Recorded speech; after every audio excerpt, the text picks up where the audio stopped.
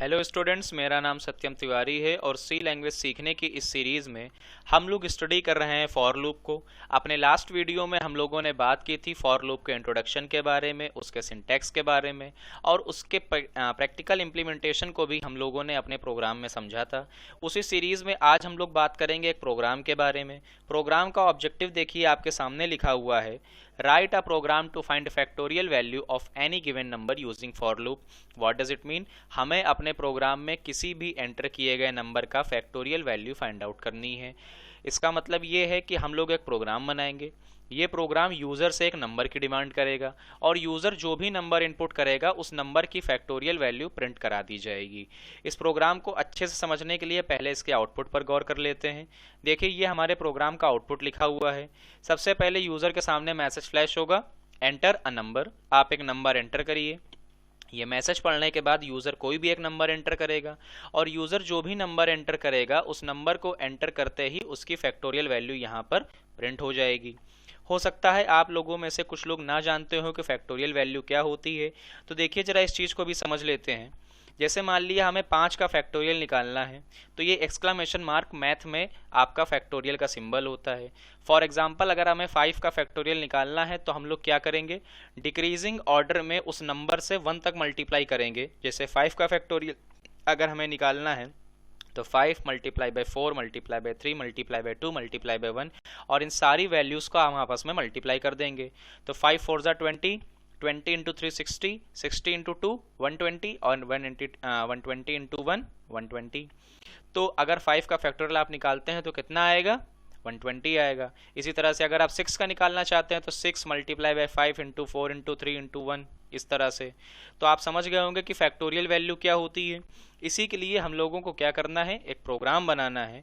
तो देखिए, हम लोगों ने यहाँ पर एक प्रोग्राम बना रखा है। ये कैसे फंक्शनिंग करेगा समझिए। सबसे पहले आपकी हेडर फाइल्स, मेन फंक्शन और हमने कुछ वेरिएबल्स वगैरह लिए हैं। देन हमने यहाँ पर यूज़र के सामने एक मैसेज फ्लैश कराया है, एंटर अ नंबर। आप एक नंबर एंटर करें, वो नंबर हमारा स्टोर हो जाएगा एन में। फॉर एग्जाम्पल, यूज़र ने नंबर एंटर किया यहाँ से 5, वो 5 का फैक्टोरियल फाइंड आउट करना चाहता है। तो जब यूज़र 5 एंटर करेगा, ये आपका कहाँ स्टोर हो जाएगा, एन नाम के वेरिएबल में स्टोर हो जाएगा। देन देखिए, यहाँ पर हमने एक लूप चलाया हुआ है। लूप में देखिए क्या लिखा हुआ है, i is equal to 1, i is less than और equal to n and i plus plus. What does it mean?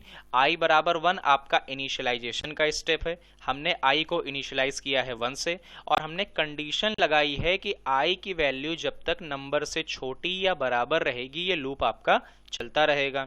इस कंडीशन को जरा ध्यान से समझ लेते हैं। देखिए, ये हमने अभी 5 का फैक्टोरियल निकाला हुआ है। तो हमने बताया कि अगर आपको 5 का फैक्टोरियल निकालना है तो उस नंबर से डिक्रीजिंग ऑर्डर में मल्टीप्लाई कराते चले जाएंगे, कहाँ तक, 1 तक।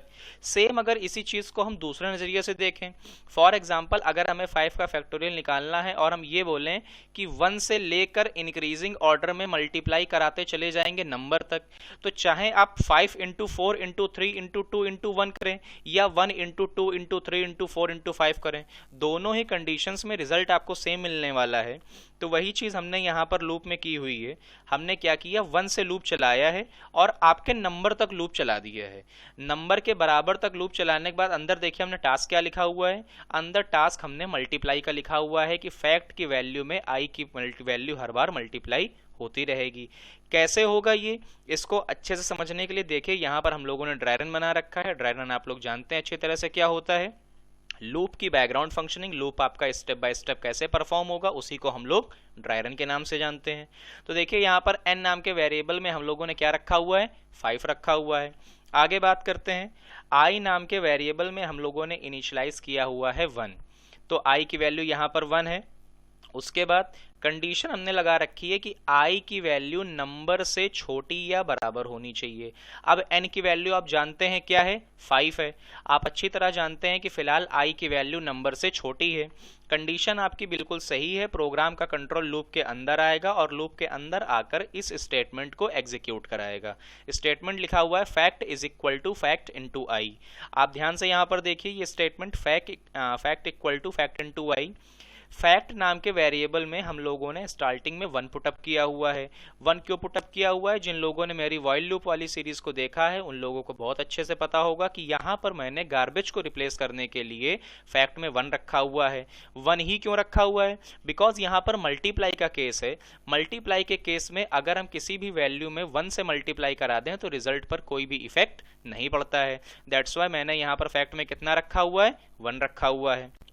अब आप ये स्टेप देखिए, जब ये स्टेप आपका एग्जीक्यूट होगा fact is equal to fact into i, तो फैक्ट में आपके पास पहले से 1 था और अगर आप ध्यान से देखें तो आई की वैल्यू भी आपकी कितनी है? 1 है। तो 1 इंटू 1 आपका रिजल्ट में कितना आ जाएगा? 1। और ये 1 आपका स्टोर कहां पर होगा? ये 1 आपका फैक्ट नाम के वेरिएबल में ही स्टोर हो जाएगा। इसके बाद एक बार आपका ये लूप चल गया, देन आई की वैल्यू यहाँ पर बढ़ेगी।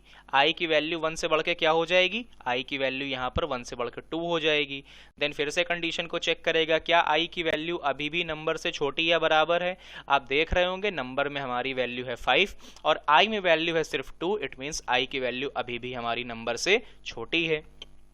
इसका मतलब क्या है कि लूप की कंडीशन बिल्कुल सही है, प्रोग्राम अभी एग्जीक्यूट होगा। तो ये लूप हमारा दूसरी बार एग्जीक्यूट होगा आई बराबर 2 के लिए। आई बराबर 2 के लिए फिर से ये वाला स्टेटमेंट एग्जीक्यूट होगा, fact is equal to fact multiply by i. Fact नाम के वेरिएबल में लास्ट टाइम हमें कितना मिला था? 1। और आई की वैल्यू कितनी हो चुकी है? अगर आप लोग ध्यान से देखें तो आई की करंट वैल्यू हो चुकी है 2। तो 1 इंटू 2 कितना आ गया? 2 आ गया। इसके बाद ये 2 कहाँ स्टोर हो जाएगा? ये 2 स्टोर हो जाएगा फैक्ट नाम के वेरिएबल में। देन उसके बाद हम लोग आगे बढ़ते हैं, फिर से आई की वैल्यू यहाँ पर इंक्रीज होगी और आई की वैल्यू इंक्रीज होकर 2 से बढ़ के क्या हो जाएगी? 3 हो जाएगी। कंडीशन चेक करेगा, लूप की कंडीशन अभी भी सेटिस्फाई हो रही है, नंबर से अभी भी हमारी आई की वैल्यू छोटी है। तो आई बराबर 3 के लिए लूप हमारा फिर से एग्जीक्यूट होगा। फिर से हमारा स्टेटमेंट एग्जीक्यूट होगा, fact is equal to fact multiply by i. Fact नाम के वेरिएबल में हमने पुटअप कर रखा है 2 और आई नाम के वेरिएबल की वैल्यू कितनी हो गई है? 3 हो चुकी है। तो 2 इंटू 3 कितना हो गया आपका? 6 हो गया। और ये 6 आपका कहाँ स्टोर होगा? फैक्ट नाम के वेरिएबल में स्टोर हो जाएगा। उसके बाद आई की वैल्यू यहाँ से फर्दर इंक्रीज होगी और आई की वैल्यू इंक्रीज होके हो जाएगी 4। कंडीशन चेक करेगा, क्या आई की वैल्यू अभी भी नंबर से छोटी या बराबर है? कंडीशन बिल्कुल सही है, आई की वैल्यू अभी भी नंबर से छोटी ही है क्योंकि 4 आपका 5 से छोटा होता है। तो आई बराबर 4 के लिए आपका लूप फिर से एग्जीक्यूट होगा, fact is equal to fact multiply by i. Fact नाम के वेरिएबल में हमारा लास्ट टाइम कितना आया था? 6 आया था और आई की करंट वैल्यू चल रही है 4। तो 6 इंटू 4 आपका कितना हो गया? 24 हो गया। ये 24 आपका स्टोर हो जाएगा फैक्ट नाम के वेरिएबल में। उसके बाद आई की वैल्यू यहाँ से फिर इंक्रीज होगी और आई की वैल्यू इंक्रीज होगी कितनी हो गई? 5 हो गई। फिर से वो कंडीशन को चेक करेगा, क्या आई की वैल्यू नंबर से छोटी या बराबर है? अब अगर आप ध्यान से देखें तो आई की वैल्यू नंबर से छोटी तो नहीं है लेकिन बराबर है।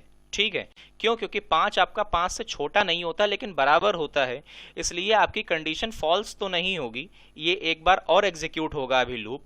यहां पर देखिए, ये फिर से स्टेटमेंट एग्जीक्यूट होगा, fact is equal to fact into i. Fact नाम के वेरिएबल में लास्ट टाइम हमें मिला था 24 और आई की करंट वैल्यू हो चुकी है 5। तो 24 इंटू 5 कितना हो गया? 120 हो गया। अब फैक्ट नाम के वेरिएबल में आ गया है आपका 120। इसके बाद आई की वैल्यू फिर से 6 होगी, यहाँ पर आई की वैल्यू इंक्रीज होकर कितनी हो गई? 6 हो गई। इस बार आपके लूप की कंडीशन फॉल्स हो जाएगी। क्यों? क्योंकि कंडीशन थी आई की वैल्यू नंबर से छोटी या बराबर होनी चाहिए, बट आई की वैल्यू इस बार ना नंबर से छोटी है और ना ही बराबर है, बल्कि वो नंबर को एक्सीड कर गई है। दैट्स वाई आपकी ये कंडीशन यहाँ पर फॉल्स हो गई। जैसे ही आपकी कंडीशन फॉल्स होगी तो क्या होगा? कंडीशन फॉल्स होने पर आपका लूप टर्मिनेट हो जाएगा और आप लूप से बाहर आ जाएंगे। अब अगर आप ध्यान से देखें तो फैक्ट नाम के वेरिएबल में आपके पास फाइनल रिजल्ट आ गया है। जो भी फाइनल रिजल्ट हमारे पास आया है उस रिजल्ट को हम आउटपुट स्क्रीन पर प्रिंट करा देंगे। देन हमने यहाँ पर प्रिंटफ स्टेटमेंट लगाया और यहाँ पर हमने मैसेज लगा दिया, factorial value is equal to percentile D comma fact. Fact नाम के जो भी वैल्यू, वेरिएबल की जो भी वैल्यू है वो यहाँ पर प्रिंट हो जाएगी। उसके बाद गेट ch और प्रोग्राम खत्म। ये हमारा प्रोग्राम था जिसके जरिए हम लोग किसी भी दिए गए नंबर की फैक्टोरियल वैल्यू को इजीली फाइंड आउट कर सकते हैं। आइए इस प्रोग्राम को कंसोल स्क्रीन पर भी देख लेते हैं किस तरह से ये आउटपुट को जनरेट करेगा। तो ये देखिए, मैंने कंसोल स्क्रीन पर प्रोग्राम बना रखा है पहले से ही, और इस प्रोग्राम को देखते हैं कि ये किस तरह से फंक्शनिंग करेगा। सबसे पहले इसे कंपाइल करा लेते हैं ताकि इसमें कोई एरर वगैरह ना रहे। कंपाइलेशन हमारा सक्सेस हो चुका है, कोई वार्निंग नहीं, कोई एरर नहीं। हमने इस प्रोग्राम को रन कराया। देखिए रन कराते ही आपके सामने मैसेज दे रहा है कि एंटर अ नंबर, आप कोई भी एक नंबर एंटर करें। फॉर एग्जांपल मैंने नंबर एंटर किया 6, तो जैसे आप 6 एंटर करेंगे यहाँ पर ये फैक्टोरियल वैल्यू आपको बता रहा है कितना, 720।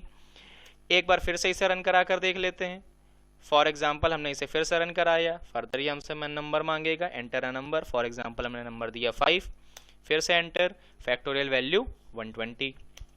तो ये था आपका प्रोग्राम किसी भी नंबर की फैक्टोरियल वैल्यू को फाइंड आउट करने के लिए। आई होप आपको ये प्रोग्राम पसंद आया होगा।